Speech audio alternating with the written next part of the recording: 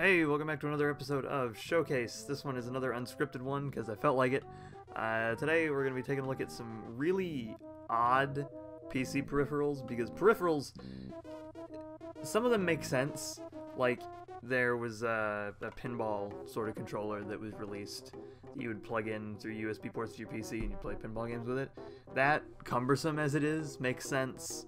And a lot of the peripherals in general that they make, even for consoles, you get the purpose behind, but there's always oddballs that you just kind of wonder about the existence of and who created them and for what possible reason. And it's what we're spotlighting today. I don't have a lot. I've got, I think, just 4 ready, but I think I'll be able to talk at least a decent amount about them, so hopefully it won't be too boring, and if it is, then this take isn't even going to be used because I'll find others. So first, you probably know about this, or rather you might know about this one if you watch Lazy Game Reviews. That's how I found out about this, and I felt like I kind of had to talk about it if I'm going to do a video on weird PC peripherals. This is the original Sexy Mouse desktop entertainer, as the packaging says. I don't really quite know how to properly react to this. I mean, it's a sexy mouse, apparently. I get the feeling this was just something that a guy thought of randomly one day while he was working. He was like, but what if the mouse was like a woman? And so he created this. I've seen a couple different versions of it. There's this first one that's flesh-colored that looks just kind of strange to me. I don't know why. Maybe it's the fact that it's essentially just a woman's torso with no legs or arms or head, and it's just kind of creepy. But there's also like a bright pink one that I couldn't find images of. I like, by the way, that they needed to... I like how they needed to put on the packaging, it's the original Sexy Mouse. None of those imitators. It's the original. And then on the back... you have this free mousepad offer with, I guess, a sexy mouse on it. I have less to say about that than I do the actual thing. The reviews that I actually saw of it say that it's a fairly decent mouse, actually. I kind of doubt that, but who knows? I haven't used it. I doubt anybody who actually bought this, like, bought it as a legitimate mouse. I think most of the sales, if not all of them, came from some guy saw it in a store and was like, oh, I'll get this as a gag gift for my buddy. He'll find that funny. And they probably did, and then he immediately probably threw it away. The worst part about it, though, I think, to me, is the slogan. The image I have of it is, you can't really see it because of the glare, but it's, put a little excitement in your click, click, click. How many levels? I have to ask, I wonder how many levels of marketing that went through. And how many, like, you have to think about how many levels of marketing went through and know that all of those people said, yes, this is a good slogan. And at the same time also were okay with the product. While I was looking for images of it, I came across this weird Bayonetta image. So there's that. Unrelated, but I don't care. I thought it was weird and funny. Next is slightly more comprehensible, or comprehensible, that's the right word. It's the iGrip Ergonomic Keyboard Grip by Alpha Grip. There's not enough grips in that. So I want to first say that this thing was, and I think probably still is, $130. Yeah. Although, if you were really gonna get a controller for $130, I feel like there are better ones to do, especially when it looks like this. Like, I get it, it's to make sort of PC gaming, but with a controller, excuse me.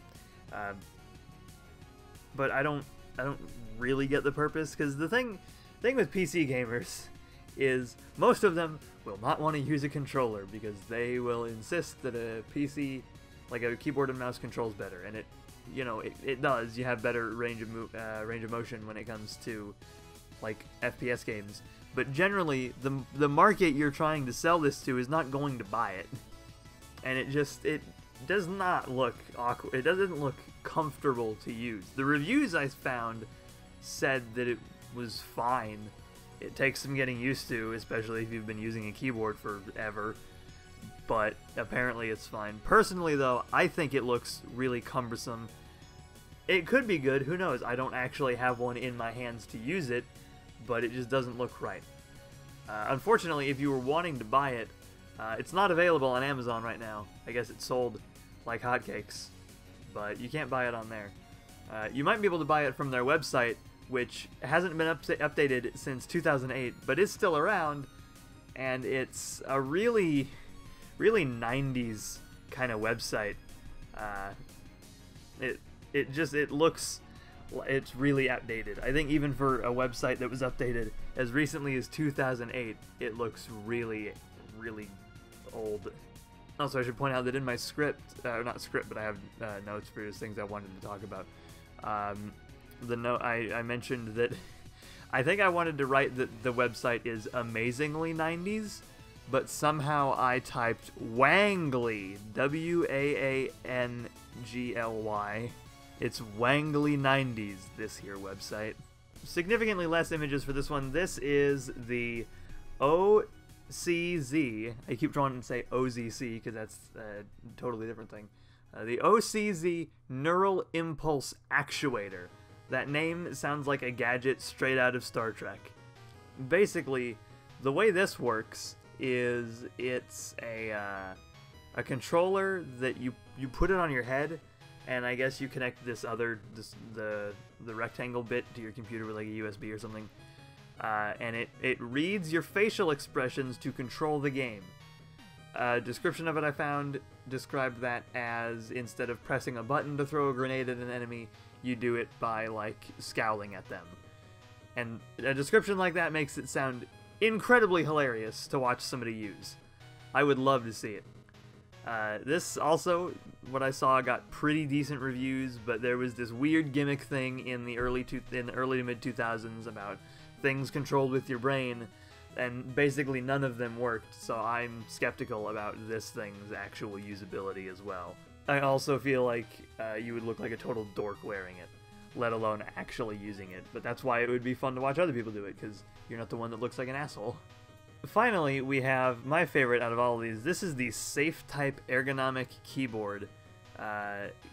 It's supposed to like spread everything out and make it easier to type. It really doesn't look like it. First of all, it's cramped and like, if you have big hands, this is going to be really claustrophobic and uncomfortable, which is funny considering the whole point of it is to make it easy, to make typing easier to use. But there's one big thing I'm sure you're noticing, and that is half of the keyboard is up to the side of the thing, and that is a little bit difficult to see. And so there's mirrors, like rear view mirrors, to see your keys. I guess that solves the problem, but why would you even do this? I fail to see how this makes it easier to type in any way, shape, or form. This genuinely might be the worst keyboard I've ever seen, honestly. Like, there are bad keyboards, but I think this is probably the worst, just because half of it is invisible, and I don't think the mirror would help all that much. Mainly because once you put your hands there, it's reflecting most of your hands, and the pictures that I can see, it doesn't look like it reflects all of that side of the keyboard. So I feel like you'd still be looking to the side most of the time to make sure you're hitting the right keys. And you've got to hold your hands all up like that, which maybe I'm just lazy or something, but I feel like my wrists would get really tired at that angle all the time, just trying to type like that. Just so many issues. However, if you really want to buy this, I'm not sure of what price it launched at or even when it launched, but you can buy it on Amazon for about $200, give or take. I think the one that I saw was like $235, so you know, a good price, I think, for this keyboard. Definitely worth it, and I think you'll get a lot of mileage out of it. And that is, I think, going to do it for this video. Yeah, I think we got a good amount of time out of these 4 wonderful devices. I will probably come back to this at some point and expand it to actual console peripherals, because PC peripherals are insane, console peripherals are also crazy, as I'm sure everybody knows at this point. So we got plenty more material to work with. Not sure what we'll do next. I do actually really like doing this unscripted style of showcase. I might experiment still a little bit more with it and work on doing other sort of rambly ones. But we'll see. Moving on to the shilling stuff. If you liked this video and you haven't subscribed, you should do that by either pressing the subscribe button right below the video, or later there's going to be a thing on screen that you can click and that'll subscribe you to the channel, so you can get, whenever it works, when I upload a new video, you'll get the notification in your sub box. Personally though, the sub boxes haven't always been pretty much garbage, so if you want to be notified for whatever unholy reason when I upload a new video, you can click that bell notification right next to the subscribe button, and that'll notify you whenever one of my Hellspawn content has come to curse the internet. There's also my Twitter and other stuff in the description. I don't tweet a whole lot. I'm trying to get back to it. I try to tweet at least with like videos when I remember, but I do generally, I'm active on there a lot. 14,000 tweets in like 3 years, so yeah, just a little bit active on there. But if you want to see some of the other videos that I've done, then through the power of editing, there are two on screen right now. One is the last video I did, which was a showcase on Kamen Rider themes, not Kamen Rider themes, Kamen Rider insert songs, and the other one is a video that I don't know because I haven't picked it out yet, but it should be good. So yeah, that's gonna do it for this video, and I will see you guys next time.